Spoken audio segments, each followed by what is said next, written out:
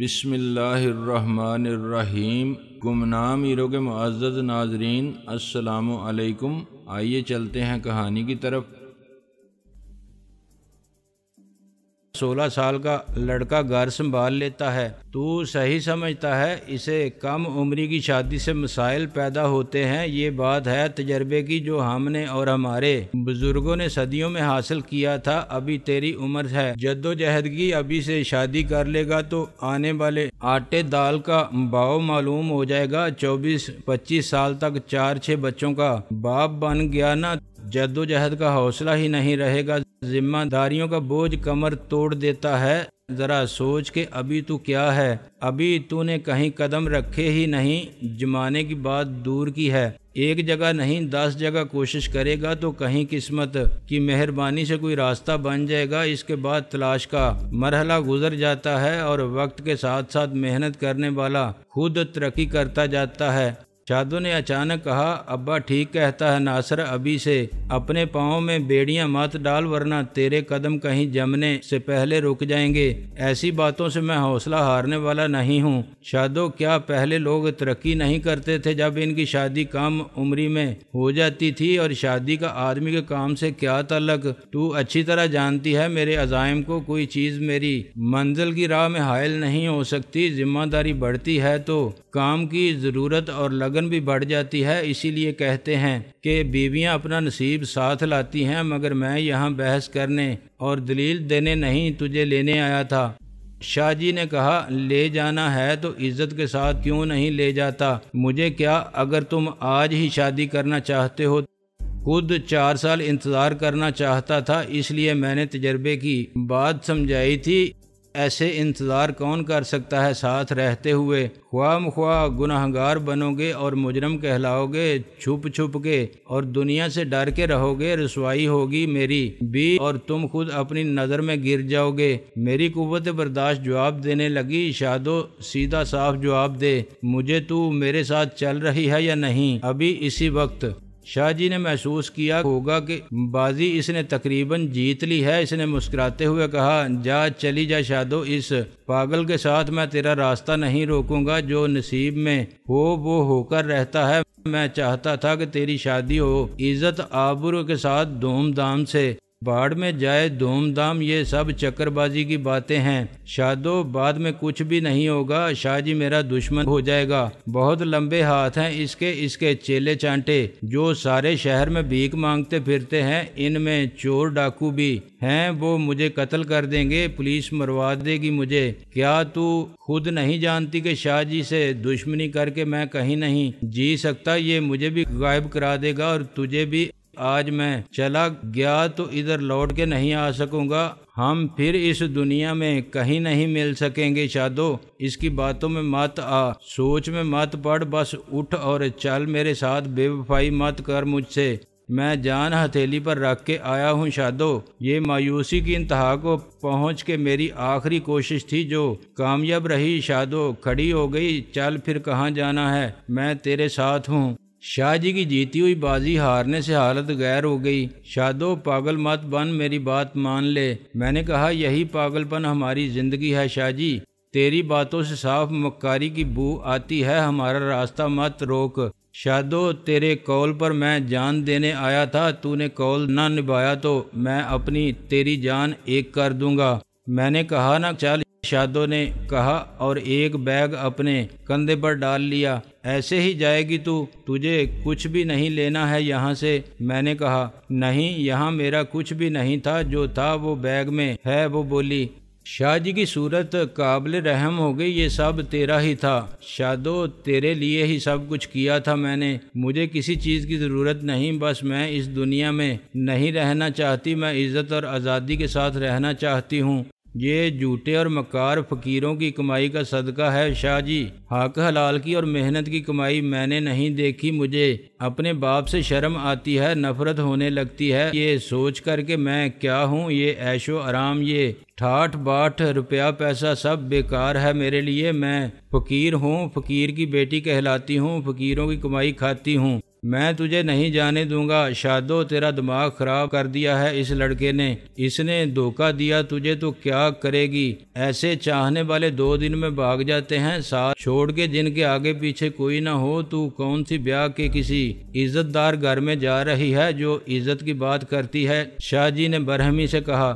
میں نے کہا بیکار باتوں میں وقت ضائع کرنے سے کچھ نہیں ہوگا، ہم نے ساتھ مرنے جینے کی قسم کھائی تھی، ہم جہاں رہیں گے جس حال میں ہوں گے خوش رہیں گے، ہم محبت کے پجاری ہیں بیکاری نہیں۔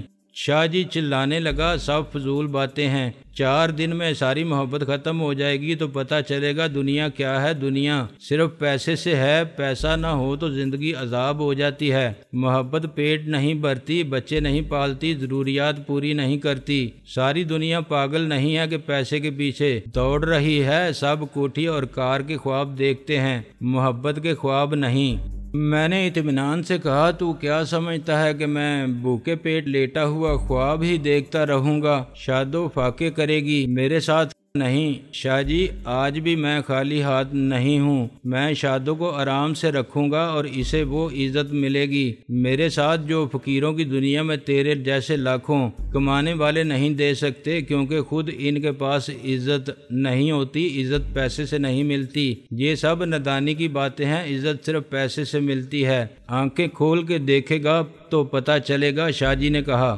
حرام حلال کی کمائی کی باتیں وہی کرتے ہیں جن کے خوابوں کو تعبیر نہیں ملتی۔ یہ AA اور PhD پروفیسر اور شاعر، فنکار اور دانشور جھوٹی تسلی دیتے ہیں، خود کو سب جوتیاں چٹکھاتے پھرتے ہیں اور گالیاں دیتے ہیں کوٹھی کار والوں کو، محنت کی عظمت کی بات کرتے ہیں، خود انہوں نے فرض کر لیا ہے کہ ان کے پاس عزت کی دولت ہے، دنیا انہیں جانتی بھی نہیں، کوئی پہچان بھی لے تو کیا دنیا میں حکومت پیسے کی ہے، عزت پیسے کی ہے۔ شاہ جی نے شادو کو روکنے کی آخری بھرپور کوشش کی مگر کامیاب نہیں ہوا۔ میں نے شادو کا ہاتھ پکڑا، چلو شادو جی، کیا فائدہ وقت ضائع کرنے سے؟ شاہ جی ایک دم اٹھ کھڑا ہوا، چھوڑ دے اس کا ہاتھ، اس نے چیخ کے مجھے گالی دی۔ میں نے ریوالور کا رخ اس کی طرف کر دیا، تو مرنا چاہتا ہے؟ ہٹ جا میرے سامنے سے ورنہ میں گولی مار دوں گا۔ شاہ جی اور یہ مت سمجھنا کہ میں پکڑا جاؤں گا، کوئی گواہ نہیں ہے،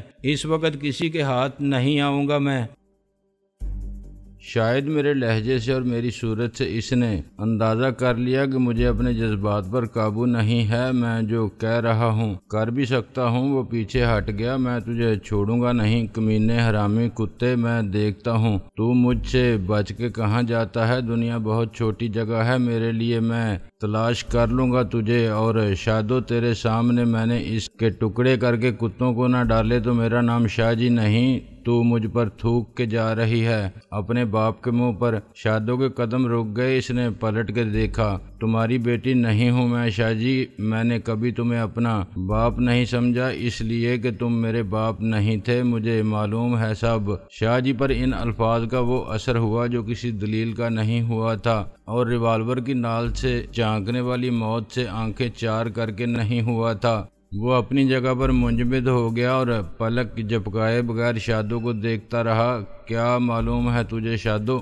تم نے اپنی بیوی کو قتل کرا دیا تھا۔ میں اس عورت کی بیٹی ہوں جس کو تم چاہتے تھے، اس کی تصویر تمہارے کپڑوں کی الماری میں لگی ہوئی ہے۔ تم نے میرے باپ کو بھی قتل کرا دیا تھا، میری ماں کو بیوہ کر دیا تھا۔ یہ ٹھیک ہے کہ میں بہت چھوٹی تھی اس وقت، مگر جو بات بہت سے لوگ جانتے ہوں وہ چھپی نہیں رہ سکتی۔ تمہارے بارے میں سب کچھ مجھے معلوم ہے، مجھے لوگوں سے معلوم ہوا۔ تمہارا مجھ پر بس اتنا ہی حق ہے کہ تم نے میری پرورش کی، مگر جو حق تم نے چھین لیا تھا میرے باپ کو قتل کر کے، اس کے بعد تمہارا کوئی حق باقی نہیں رہا۔ تمہارا ساتھ دینے والی خود میری ماں نہ ہوتی تو میں تمہیں معاف نہ کرتی شاہ جی، لیکن یہ سب معلوم ہو جانے کے بعد میں یہاں مجبوری میں رہی۔ میرا تمہارا یہ رشتہ کوئی خون کا رشتہ نہیں تھا، یہ خون کی بو دینے والا رشتہ تھا، دوہرے خون کے رنگ میں ڈوبا ہوا رشتہ۔ تمہارا کوئی اخلاقی حق نہیں بنتا مجھ پر، قانونی حق کی بات مت کرنا۔ تم مجھے مروا سکتے ہو، اپنا نہیں سکتے شاہ جی۔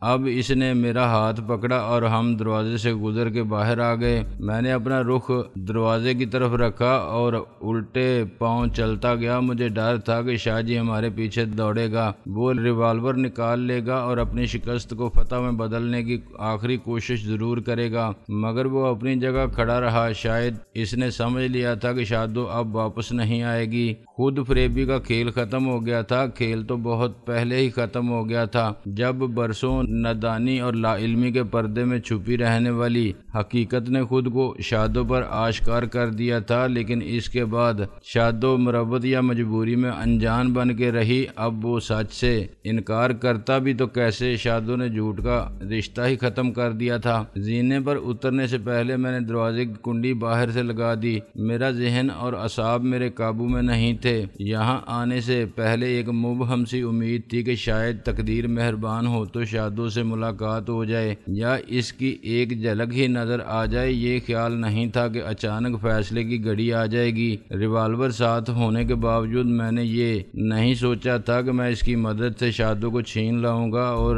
شاہ جی منہ دیکھتا رہ جائے گا۔ شروع سے ہماری ذہن میں یہی تھا کہ جب بھی موقع ملا ہم خاموشی سے غائب ہو جائیں گے۔ شاہ جی کی نظروں کے سامنے اس کی دشمنی کو للکار کے بزور بازو شادو کو ساتھ لانے کا میں نے کبھی سوچا نہیں تھا، مگر یہ سب اچانک ہو گیا تھا اور اب وہی ایک آگ کا دریا ہے اور ڈوب کے جانا ہے والی صورتحال تھی۔ عشق بے خطر آگ میں کود پڑا تھا، مگر عقل محو تماشا نہیں تھی۔ یہ احساس غالب تھا کہ میری کامیابی کا اگلا لمحہ شاہ جی کی چلاکی، عیاری اور تجربے کاری سے ناکامی میں بدل سکتا ہے۔ میں نے شادو کا ہاتھ پکڑا تو وہ بالکل سرد تھا۔ اس کے چہرے پر خوف کا رنگ غالب تھا۔ عشق کی سرشاری کا نشہ، ذاتی خود اعتمادی سے حاصل ہونے والی آزادی پر غرور یا خوابوں کی تعبیر کی راہ پر پہلا قدم اٹھانے کی خوشی کا کوئی جذبہ نہیں تھا۔ اس کا شوخ تبسم اور جذبات کی آنچ سے روشن چہرہ بے یقینی کے شکوک اور اندیشوں کے ڈراؤنے پن کی تصویر نظر آتا تھا۔ وہ اندر سے کانپ رہی تھی اور اس بچے کی طرح سہمی ہوئی تھی جو گھر کی محفوظ پناہ گاہ سے نکل کے پورا دن شہر کی رونقیں اور رنگینی میں کھویا رہے، مگر رات آئے تو ایک جنگل کی تاریک رات میں ڈرانے والے سارے خیالات کی یلغار کے سامنے وہ اکیلا ہو اور خوف کا کمزور کرنے والا احساس اسے ہر سمت سے محصور کر لے۔ آخری زینے سے احاطے کے گیٹ تک 20 فٹ کا راستہ پولیس رات کی طرح پھیلا ہوا تھا۔ میں نے نظر اٹھا کے پیچھے دیکھا، اوپر والی منزل کی ہر کھڑکی کھلی ہوئی تھی۔ شاہ جی کسی بھی کھڑکی سے مجھے نشانہ بنا سکتا تھا۔ اسے اپنا ریوالور اٹھانے کے لیے بہت وقت مل گیا تھا۔ اس کے نشانے کی مہارت پر شک نہیں کیا جا سکتا تھا۔ 25-30 فٹ سے وہ مجھے جہاں چاہتا گولی مار سکتا تھا۔ صرف ایک بار ٹریگر پر اس کی انگلی حرکت سے میرے سارے شیخی برے دعوے اور محبت کے خواب ختم ہو جاتے۔ ہم جو جذبات کے رنگین گیس برے غباروں کو تھام کے آسمانوں میں اڑنا چاہتے تھے، بے رحم حقائق کی سنگلاخ زمین پر آ گرتے۔ یہ زندہ رہنے کی خواہش اور بقا کی جدوجہد کو پر خطر حالات میں غیر معمولی قوت فراہم کرنے والی حیوانی جبلت تھی، جس نے مجھے خوف سے بے نیاز کر دیا اور مجھے نیا حوصلہ عطا کیا۔ موت سامنے ہو اور فرار کے راستے مسدود ہوں تو بلی بھی شیر بن جاتی ہے۔ میں نے شادو کا ہاتھ مضبوطی سے تھاما۔ دیکھو گیٹ تک ہم زندہ سلامت پہنچ گئے تو پھر شاہ جی ہمارا کچھ نہیں بگاڑ سکے گا۔ شادو میرا حوصلہ بڑھانے کے لیے مسکرائی۔ ڈر مت ناصر، میں تیرے ساتھ ہوں، چل۔ میں نے اسے اپنے ساتھ کھینچا اور بھاگا۔ میرے کانوں نے ایک دھماکہ سنا۔ گولی شاید میرے کانوں کو چھوتی ہوئی گزری تھی کہ میرے کان سن ہو گئے۔ رکنے اور پلٹ کر دیکھنے کا مجھے خیال تک نہیں آیا۔ میں نے چشم تصور سے شاہ جی کو کھڑکی سے ہاتھ نکال کے دوسری بار نشانہ لیتے دیکھا۔